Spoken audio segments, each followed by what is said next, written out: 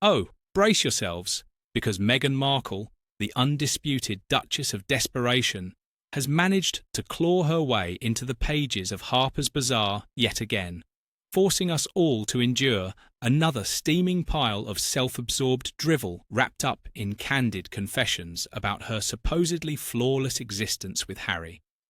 But let's cut through the PR fluff and zero in on the real gem here, the absolute pinnacle of tone-deaf pomposity that defines this entire train wreck of an interview. Picture the scene, if you have the stomach for it. The writer strolls into a grand brownstone on the Upper East Side, borrowed from a friend, naturally, because why would these two grifters actually buy their own place when they can just mooch off others? And then, the piece de resistance, a house manager, yes, she actually employs a house manager, solemnly announces Meghan, Duchess of Sussex, as if she is Catherine the Great descending from on high to bless her serfs. The punchline? There is literally no one else there. It's just the interviewer and a phantom audience of zero. Who actually does that? Who stages a full-blown royal fanfare in an empty room? It is pathologically narcissistic, like screaming your LinkedIn job title into a mirror just to feel something. Meghan, honey, wake up. You ditched the monarchy years ago to find freedom, remember? Yet here you are, clinging to that dusty, unearned title harder than you cling to a knockoff designer bag on a red carpet. And the photos? Oh, don't even get me started on the photos.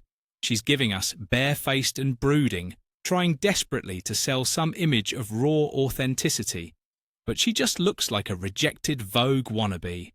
It is all so painfully contrived, so sweaty and thirsty for relevance. Newsflash, sweetie. We can all see right through the facade. This isn't empowerment, it is deeply, deeply embarrassing. Step down from your imaginary throne and try joining the real world without the heralded entrance for once. This Harper's Bazaar stunt is a total fail for the Duchess of Delusion. You mentioned it perfectly. She is still trying so hard, and it is just wasting everyone's time. She simply doesn't get it, does she? Yeah, you cannot force the world to like you by bludgeoning them with PR. Meghan looks like she's anxiously hoping to catch the waiter's attention, just to get a refill on her wine glass. It raises so many questions. Are those tragic photos really the best they could get? Do the clothes even fit? Or did she forget to credit the brands because they're bursting at the seams? Is this just a case of horrific Photoshop? Of course, the article itself is vapid and trite. Would we expect anything else? And yes, let's talk about the look. The whole vibe, and, likely Harry's influence too, looks like a 60-year-old male college professor who just found out he got sacked for hitting on all the students. It's creepy and dishevelled. True royals don't need to be announced for interviews. The late Queen certainly didn't need a hype man. But Megs will never, ever allow her titles not to be announced, because without them, she's nothing. It is utterly pretentious and completely over the top. You said it, babe. She truly believes she's some kind of supermodel, but the reality is she's middle-aged, beige, and boring. The article is nothing new either. Just another brag session about how fab she thinks she is, name-dropping the same old people and referring to everything we already know. She is as dull as dishwater.